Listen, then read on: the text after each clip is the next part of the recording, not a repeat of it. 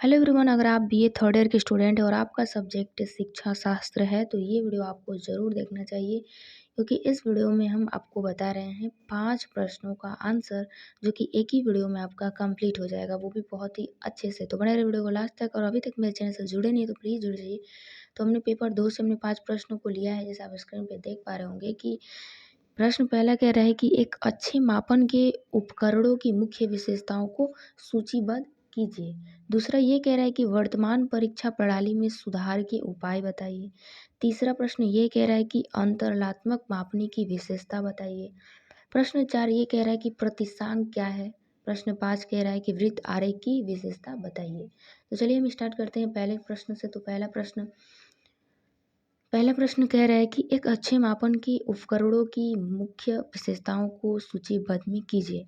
ठीक है, मतलब एक अच्छे मापन जो जो भी मापन के लिए जो उपकरण यूज किए जाते हैं उसकी मुख्य विशेषता को उसको क्या करना है, सूचीबद्ध में लिखना है। तो आप ऊपर लिखेंगे मापन, उसके बाद 2 कॉलम बनाएंगे व्यवहारिक कसौटियाँ जो कि बहुत पहले से होती आ रही हैं, और तकनीकी कसौटियों का मतलब कि जो आज के समय में जो टेक्नोलॉजी के माध्यम से जो मापन हो रही हैं, तो इसी में यही लिखना है। तो देखिए व्यवहारिक कसौटी में देखिए कि उद्देश्यता होती है, और इसमें आए तकनीकी कसौटी में मानकीकृत, इसमें आता है व्यवहारिक में व्यापकता, और इसमें है वस्तुनिष्ठ। उसके बाद व्यवहारिक कसौटी में आता है मित्यवैधता, और उसके बाद इसमें तकनीकी में आता है भेद बोधक। इसमें है 4 पे की सुगमता, मतलब आसानी से, और इसमें है तकनीकी में कि विश्वसनीयता। ठीक है, इसमें विश्वास रहता है, जो भी उपकरण को अगर मापन किया जाए तो उसमें विश्वास रहता है, तो विश्वसनीय इसमें है। उसके बाद है इसमें कि व्यवहारिक में कि शौर्य मान्यता, और इसमें है तकनीकी में कि वैध। किसी भी काम करने के लिए एक वैध होती है, लेकिन अगर आप उस काम को गलत तरीके से करते हैं तो वही अवैध हो जाता है। उसके बाद है प्रतिनिधित्व, और इसमें है नानक। तो उसका आंसर आपको सिर्फ इतना ही लिखना है, क्योंकि ये शॉर्ट टाइप के जितने भी क्वेश्चन है ये शॉर्ट टाइप के क्वेश्चन है। तो आपसे सिर्फ पूछा है कि एक अच्छे मापन के उपकरण की मुख्य विशेषता को सूची में लिखिए। तो आप एक साइड व्यवहारिक कसौटी लिख दीजिए और एक टाइप तकनीकी कसौटियाँ, और बीच में मापन।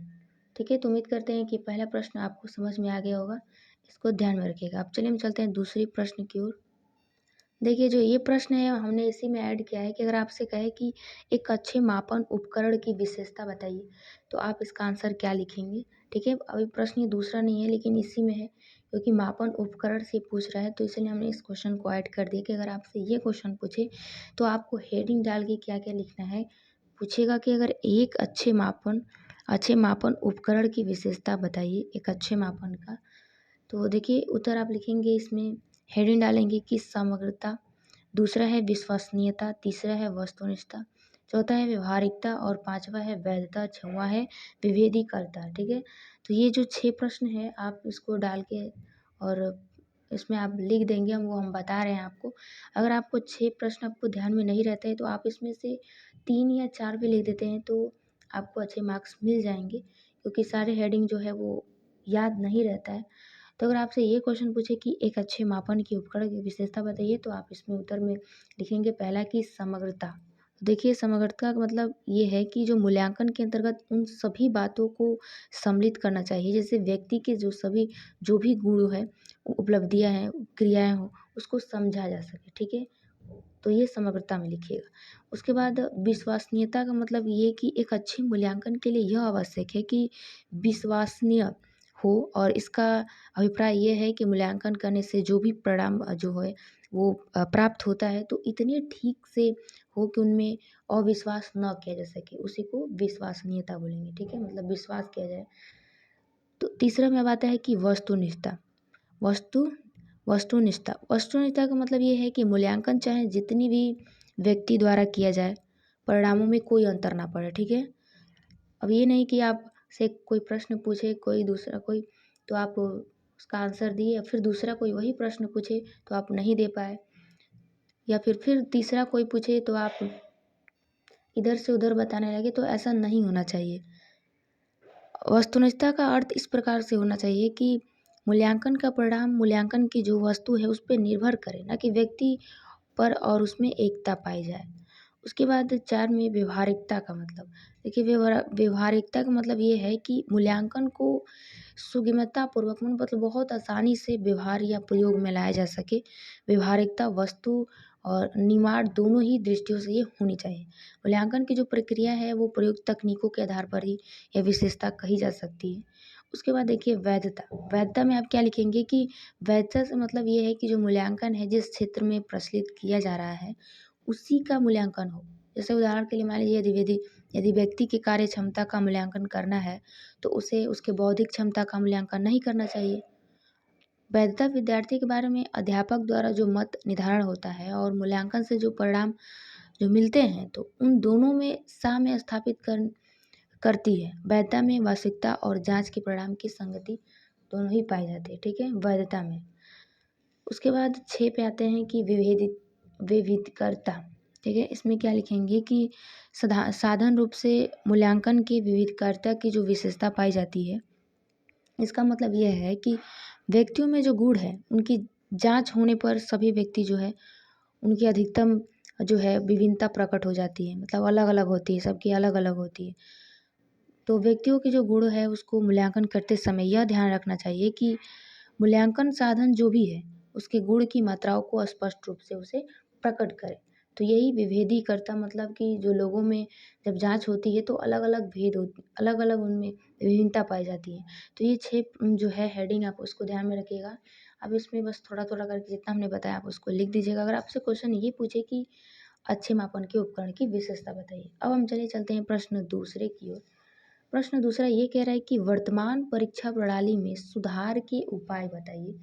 चलिए इसमें देखिए बहुत सारे इसमें सुधार के कारण हो सकते हैं, लेकिन इसमें हमने पहला जैसे कि लिया है कि बाह्य यानी कि बाहरी और आंतरिक जो भी परीक्षण है तथा विद्यालय के जो अभिलेखों के स्थान पर बालकों के कार्य जो है मूल्यांकन करते समय संख्यात्मक अंकन की अपेक्षा लाक्षणिक अंकन की पद्धति को ग्रहण करना चाहिए, ठीक है। दूसरा ये है कि छात्रों के अंतिम निर्धारण या मूल्यांकन में बालकों की आंतरिक जांचों या विद्यालय अभिलेखों को पर्याप्त रूप से महत्व प्रदान किया जाना चाहिए। तीसरा ये कह रहा है कि माध्यमिक विद्यालय स्तर के अंत में केवल एक बाह्य परीक्षा होनी चाहिए। चौथा ये कह रहा है कि अंतिम बाह्य परीक्षा के लिए कंपार्टमेंटल परीक्षा पद्धति होनी चाहिए।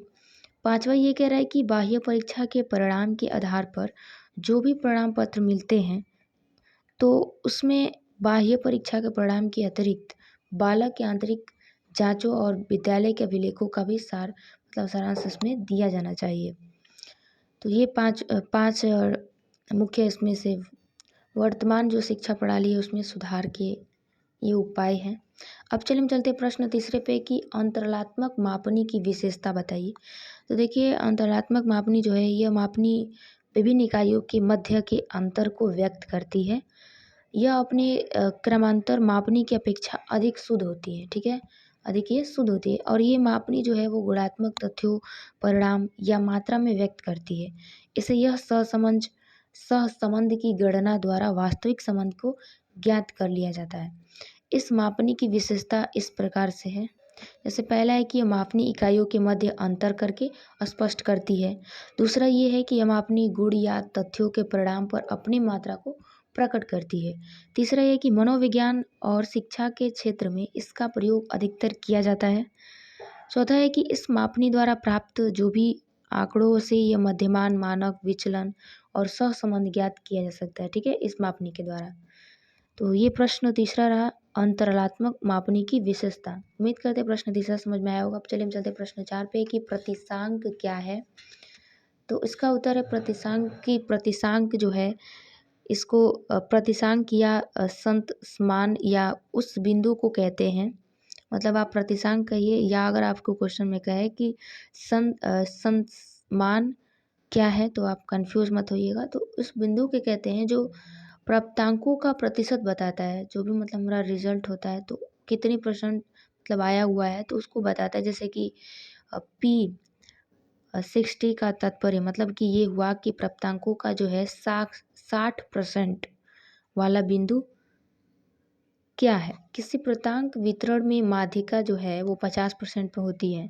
माध्यिका बीच में होती है, इसलिए इसे प्रायः मध्यमान कहते हैं। ठीक है, इसका मतलब ये है कि माध्यिका के ऊपर और नीचे 50% प्राप्तांक होते हैं। संत समान इससे अलग होता है, और जितनी प्रतिशत पूरे वितरण में प्राप्तांक मालूम करते हैं, तो इसके लिए उस प्रतिशत से संतमान का बोध होता है, बोध करा जाता है। ठीक, इसे जैसे पी फिर स्मॉल पी संकेतों से इसे व्यक्त करते हैं। ठीक है, तो यहाँ जो है प्रतिशांक और संतमान जो है इसमें दोनों में बोध होता है। उसके बाद हम प्रश्न 5 पे आते हैं, और इस वीडियो का जो है ये लास्ट प्रश्न है। ये प्रश्न तो कह रहा है प्रश्न कि वृत्त आरेख की विशेषता बताइए।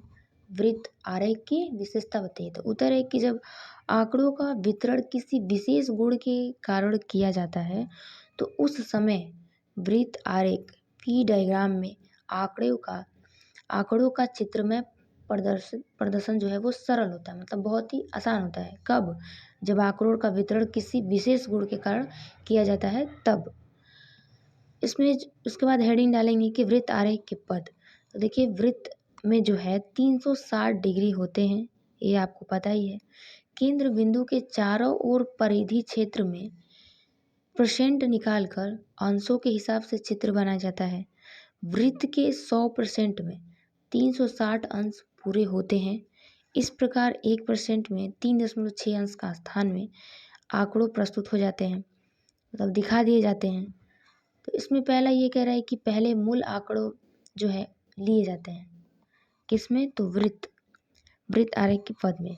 उसके बाद दूसरा ये है कि मूल आंकड़ों को परसेंट में बदला जा सकता है, यानी कि बदला जाता है। तीसरा ये कह रहा है कि परसेंट को 3.6 से गुणा करके क्षेत्र निकाला जाता है। तो ये वृत्त आरेख की विशेषता है। तो उम्मीद करते हैं कि पांचों प्रश्न आपको बहुत अच्छे से समझ में आ गया होगा। अगर आ गया होगा तो प्लीज़ हमें कमेंट करिएगा इस तरह के वीडियो बनाने के लिए। तो चलिए मिलते हैं नेक्स्ट वीडियो में, तब तक के लिए जय हिंद।